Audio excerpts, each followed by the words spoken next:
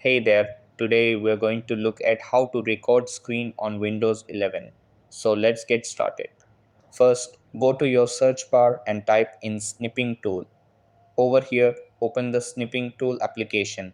After that, look at the top and click on the recording icon instead of the usual screenshot option.